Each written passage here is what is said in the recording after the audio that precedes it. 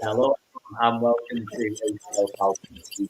It is game day after 9 very, very painful months of no football whatsoever. We're back and we actually have stuff to talk about other than how much we hated last season.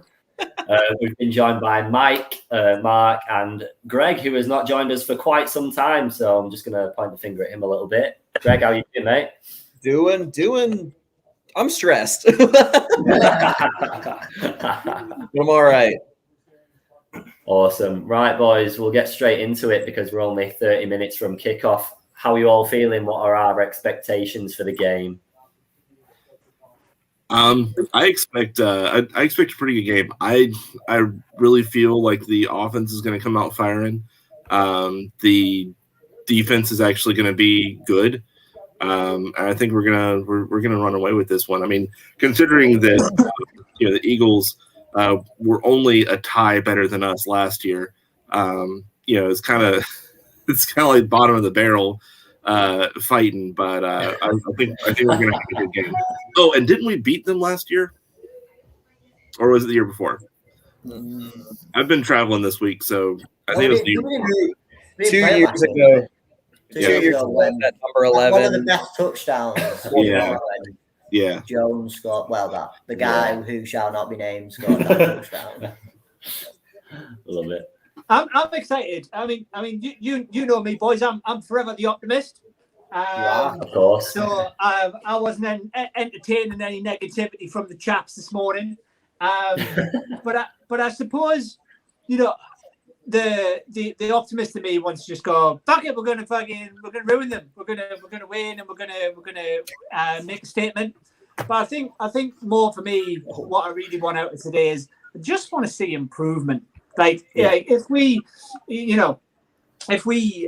lose by a small amount, which we're used to doing, look incredible but actually, we see some improvement on defense and we see a bit of protection from that. This is going to be a bit of a roller coaster season, so I don't think we should kind of get too ahead of ourselves. I think if we blow them out, like Mike just said, they're fucking awful. But I would rather we be less awful, and that's my fucking aim for today. Be less awful. I don't know how much of a catchphrase that is or a slogan, but we'll take it. Good Lord. I'm sitting in as long as I don't watch Fletcher Cox throw Matt around today, I'm going to be pretty happy. Yeah. I mean, I'm sick of seeing that dude lay on his back or, get drove into the ground onto his back. I'm not expecting a win. I'm not expecting a loss. I just want to see, if we don't open with a sack for 15 yards like we started in Minnesota a couple of years, I'm not going to be too upset. Yeah. But yeah, I mean, honestly, I'd like to see Mike Davis look like something. I'd like to see. Yeah. Everybody's got. I love the 200-yard Kyle Pitt comment. Yeah.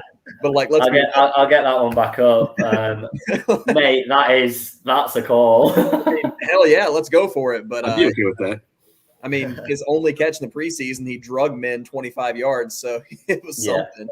But I mean, honestly, the biggest concern for me, offensive line, biggest concern by a mile. I've got faith in Dean Pease. I've got no reason not to. Oh God, this speed. Oh dear. Can give it a go. I mean, Matty has got wheels, so you never know. I don't know. I'm especially fired up about this season after watching the documentary that the Secret Base did on the history of the Falcons. If you haven't had a chance to see it, after the game, watch it. It's like 7 hours, but it'll be 7 hours well spent. Don't worry about sleep tomorrow. You're gonna suck at work anyway, so might as well do something you enjoy. But yeah, no, it was. So I'm pretty fired up about this. And with Cox, I don't know what to expect because we haven't really seen a whole lot out of our offensive line. We haven't seen our starters really at all. And then with our our depth is a little scary, but I think, and Mayfield has confidence in himself, which is a thing that Nobody's got him. Contributes. so. Glad he does. But I mean, he and Hennessy both have for the next 2 months have trial by fire because they've got Leonard Williams, Vita Vea, Quentin Williams, Deron Payne, Jonathan Allen, Fletcher Cox, and Ndamukong Suh. Like, yeah.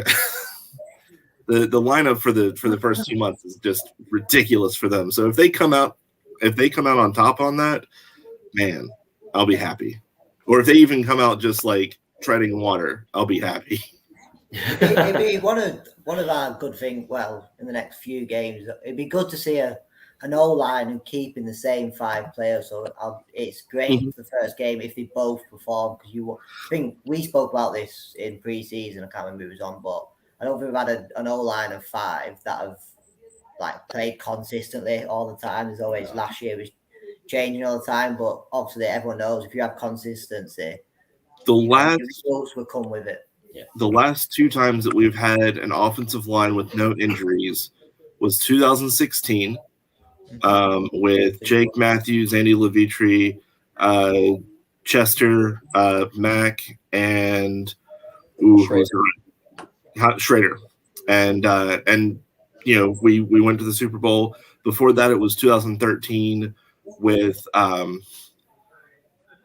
Justin Blaylock, I believe Todd McClure, and man, that's reaching way back.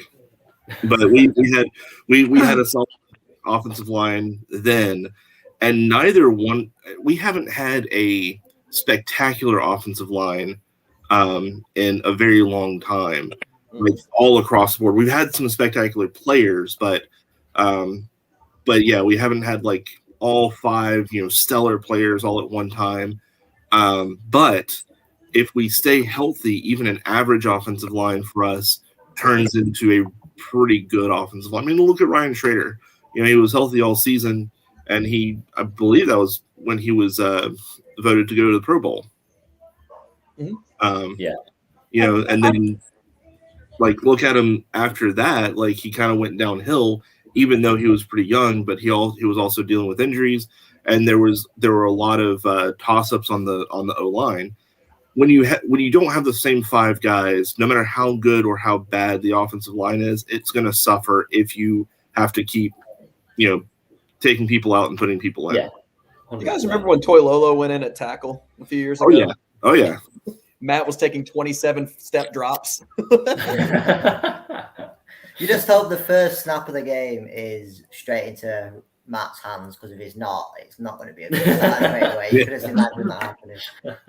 But No, I think, like I said, if consistency anywhere on the field it's always going to improve. But I think Mark said it earlier. You said Smith's not let anything go this summer. He's not. There seems to be a bit of a change of culture, Carl, to be fair. And I think like that's great. And that's the foundation for what we want, right? We're not doing slogans anymore and all that shit. But again, it's just like we need to be better. And even if the offensive line is half as better as what it was, I mean, where we've kind of suffered, a lot of awful offensive line situations, coaching for a long time now, right? So let's face it, it can't get much fucking worse. and also, if we are now changing over that culture to actually having a running game, right? Yeah. Even in the worst case scenario, and we're as bad offensive line wise as we were last year, even if we've got a run game, that still makes a difference. And I am going today with my dick hard. I'm not going to lie, because I always do, right? But I'm also not going to get mad if Matt has to take a sack. It happens. There's always going to be sacks in football, right? So let's and I know for a fact, and you'll see it on Twitter later on, as soon as Matt gets hit the first time, everyone will be like, oh, it's the same old shit. It's not. So I think us as proper fans kind of have to sit back and go, look, let's just drink this in, because this is us now. This is Smith, and we've got to. I'm not saying we've got to be happy with it, but look, you see Dan Quinn going Dallas. We were talking about it before the game, right? That defense is carbon copy. As soon as Brady didn't know what to do, threw straight over the middle, and there was nobody there. Yeah. Again, it can't be as bad as that, surely. So, let's just for me, it is exciting times. It's scary times because change is scary. So, I think we've just we can hark back to a lot of what happened in the past, and even as Mike rightly said, to a time when we had a good offensive line. But let's just drink it in, and let's just see what Smith can come up with. If Smith can make something good out of what we've got in cap hell, then in a year, 2 years, 3 years down the line, that to me is very exciting. Yeah, you literally just wrote the first chapter of a Falcons self-help book. and like you said, change is scary, but nothing is scarier than our playbook from last year. So it really can't get that much worse. It was 2 plays. Yeah. It was 2 plays. It was 4 birds, or it was run on 2nd and 10. Yeah. and also, if we needed to stop the clock, it'd be run up the middle. If we needed to keep the clock running, it was going to be a stretch to the outside. Yeah. I mean, or you'd have all the plays where every receiver is in the space of 2 yards together. I mean, so with that, a lot of people gave Todd Gurley shit for running out of bounds or scoring a touchdown when he fucking shouldn't have. Sorry. Right. That was on him. There are a couple of games where he ran out of bounds and he was supposed to stay in bounds, but if they wanted him to run out of bounds, why did they put him on a stretch play? Why did they swing him out? Why did they put him out between the numbers and the head and the sidelines? That doesn't make sense. Make it make sense. It doesn't. It's because they didn't have a Scooby fucking do what was going on at all season long. But like you said, we've got more to look forward to now this season. We've got a new regime that we've kind of just got to lie with a little bit, regardless of how it goes. It's not going to, obviously, if anyone's watched any of the preseason, I know there's not a lot of starters that play in the preseason, but you can't really judge anything that's happened so far. So game 1 is today. Nothing else matters beforehand. So we'll just see how it turns out. But if I was to ask you all what play you're looking for a big game from today, have you all got anyone? AJ to help me. I'm going to say. Sorry. Go ahead. I think AJ. I think just because obviously it was his second year, he had a good year. He improved every game last year, and obviously we know what our defense was like. But with Dean Pease, I keep saying it. Dean Pease is one of the. Not like we had many off-season signings, but he is our biggest signing this summer, without a doubt. So I think AJ will have a big game today. Yeah, I agree, especially since the top 2 receivers are Devontae Smith and Jalen Reagor. Now, Jalen Reagor is pretty good, but Devontae Smith is, Alabama fan here, love Devontae. He's also good, but he's also a rookie starting in the NFL. So, yeah, he's no Julio. I'll give him. I'll say.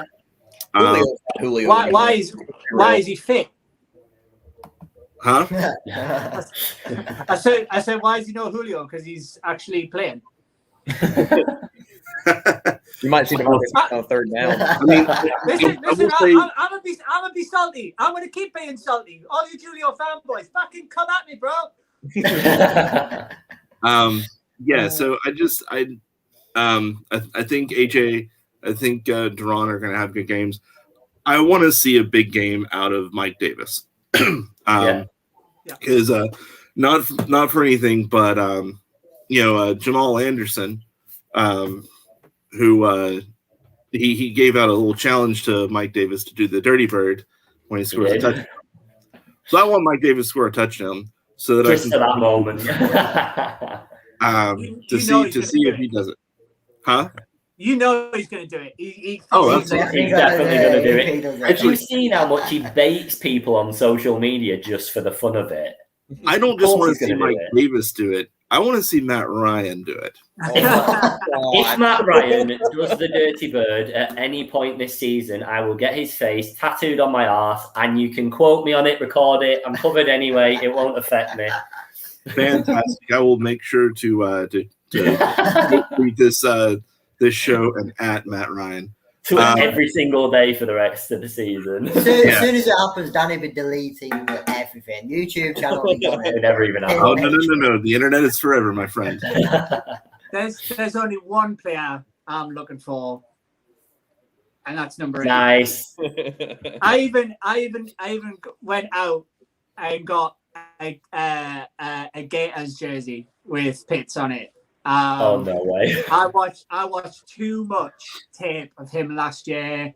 And also, I think the one outstanding thing for me is you do not draft somebody at number 4, especially if a tight end, and you don't hype him up all throughout the offseason for him to just be a bog standard, 15 reception tight end. You're not doing that.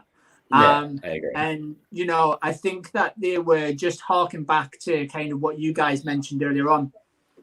Preseason, we showed nothing. But I like that because we showed nothing in the way of Smith's playbook. So we are a total fucking enigma to the Eagles right now. And that one throw where he dragged 5 players, right? Yeah. 5. And these are big chaps. Do you know what I mean? That to me it's exciting as a player. We should be excited about. I think that they've kind of covered up the playbook for a reason. My eyes are going to be on that and that only. Coming with such high expectation, then what are you expecting of him this season in terms of performance? Have you got stats in mind, or are you more just looking for him to make a difference? I think players like this will make a difference just purely for the fact of he is everyone. It was the word that kept getting bandied around the draft time, wasn't it? He's a generational talent, right? Now, I'm not saying he's going to be. I'm not saying he's going to be Tony G. I'm not saying that. I think he's going to revolutionize a position that only certain players can really say that they've changed. And he's not built like your bog standard tight end. You look at Kittle, you look at Kelsey. He's not built like them. He's built different. And I think that they're going to utilize him in a way where they're not going to know what to do with him. Essentially, do they cover him like a receiver? Do they cover him like a tight end? Yeah. Let's see. Let's see how teams respond. I think that the magic number 8 touchdowns this season is an absolute minimum. And that's funny. I've got him for 4 this game, so shit. But no, I think he rushes one in this year. I think they're going to put him. I think they're going to put him at fullback at some point and let him run one in. I mean, he's going to play. He's going to play slot. He's going to play out wide. He's going to play tight end. They're going to bring him into the backfield. They're stupid not to. This guy can do literally everything. Yeah. Honestly, hell, maybe he throws one. If he threw one to Matt, that would be hilarious. I can do anything. He's going to kick a field goal as well. Defensive line. Put him on defense. Fuck it. No. Let's not. Let Koo kick. He's already generational talent. But no, for me, honestly, I dig the Kyle Pitts hype. Obviously at number 4, we haven't had a high pick since Matt. That high. I'm weirdly enough, and I know I'm on so much tape with you guys talking shit about him, but I think Fowler might do something with a defensive coordinator who's not an idiot. Yeah. And I don't mean to completely attack all of the defensive coordinators we've shot through in the past how many years, but let's be real. It was Dan Quinn. It was his we've been running for the past several years. So I'd like to see. I mean, I think he'll do something. Grady Jarrett will probably look better. It can't hurt. Tyler Davis is still really underrated for us. Yeah. I don't know. I'd like to see if Fowler can pull out a sack or two today. Like that pay cut we made him take will just look that much better. Oh God, Craig, yeah. Well, Craig, and I think he has a point to prove, doesn't he? I think he fair play. He didn't have to take the pay cut. He didn't have to take it, and he did it. Everyone knows last year he was poor, but he knows through he was injuries, poor. yeah, or whatever his excuses was at the time. But he has a Dean P's behind him. You never know. I think we'll see. I'd like to see what Marlon can do. I still, Yeah. I know. I was really big on him last year. All of us have loved that dude since the minute he got drafted, and he just didn't do anything last year. It was mostly COVID and injuries last year, right? Yeah. COVID and injuries, and then a couple of snaps there at the end. I think Kaminsky's gonna have a decent game too, coming in on rotation. You know, he's got a great motor, got a great fire. You know, he's been a good solid contributor since he joined us. So I think that's going to continue.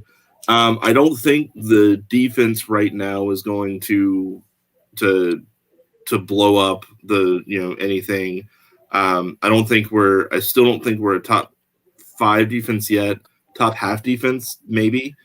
Not until we play it down, absolutely. Yeah, but I do think we'll be, as long as we're better than last year, and like second half of last year, as long as we're better than that, I think we'll be fine. You know, and it's one of the great things about like what we were talking about the preseason. They didn't show anything. They didn't. Everything was very, very basic runs, basic defenses. Yeah, it's going to look completely different today. And, and I know that when Ryan throws his first pick, people are going to be like, oh, why didn't we draft why didn't we draft Fields? And when Fields throws his first pick, he's still better than Matt Ryan. And my comment to those that wanted Fields, dude couldn't even beat out why am I blanking on names today? Man, he couldn't even beat out Andy Dalton. Thank you, Jesus. I don't know what's wrong with me today. I guess I'm too excited for football. He couldn't even beat out Andy Dalton. So, I'll be honest, Mike. Though I do think it's only a matter of time when Red Rocket is so bad that they just go, do you know what it is? Fuck it, we haven't got any other choice, boys, because like people are gonna strangle this man. I get the whole Fields discussion. I get it, but I do have a lot of questions of how so many NFL execs still wanted to pass on him. I didn't see him drop into what did he get drafted, like 14th, 15th? 11. And how was it? Yeah. I thought it was a bit more. Was 14, 15, wherever that was. Yeah, that was it. Yeah. So like, I do still kind of question why. So I think that that's going to continue to be a discussion as long as Matt Ryan's here. And the guy from Alabama whose name escapes me. At the minute, he's getting touted as the next big thing. Well, yeah, because he plays for Alabama. Bryce Young. Yeah, that's the one. Yeah. So I think that's that is going to continue to be a discussion, but it's one of the reasons I shut up on the group chat this morning, because I can't handle all of the it's doom and gloom. It's not. Yeah. Right, gents, with 7 minutes until kickoff, I'm going to ask you all for your score predictions before we wrap it up for the game. Mike, do you want to get started? I'm going to go 42-17. Pitt's getting his first touchdown. Ridley as well, getting a TD or two. And then Dean Pease is off. Our defense is gonna snack on fresh QB in Jalen Hurts. Even though he played last year, he didn't start the season. I think we're going to have a new look. So yeah, 42-7. That is a heavy scoreline. Mark, what do you reckon? I think I'm going to say 38-28. Okay. All right. So a little bit closer, but still a win. I don't see it being too much of a close game. I think we'll concede points mainly because I think Hurts will hit us on the scramble. I think that is kind of one thing for me where I think we might fall foul, but I think Smith's offense kind of announces itself, and I'm going to say 2 touchdowns for my man. Yeah, as many as 2. Greg? Minimum 2 minimum. 31-20, good guys. I want to see him cross 30. Everyone is confident, and I'm thinking 2 TDs to Calvin.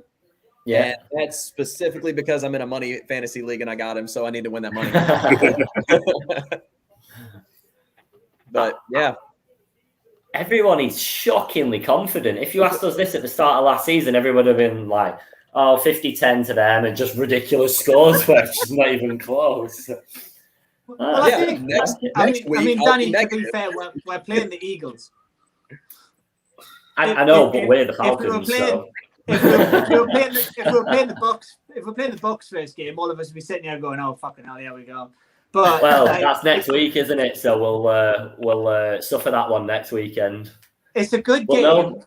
It's a good game to get us in the mood and confident for next week, where we'll have our hopes and dreams smashed once again.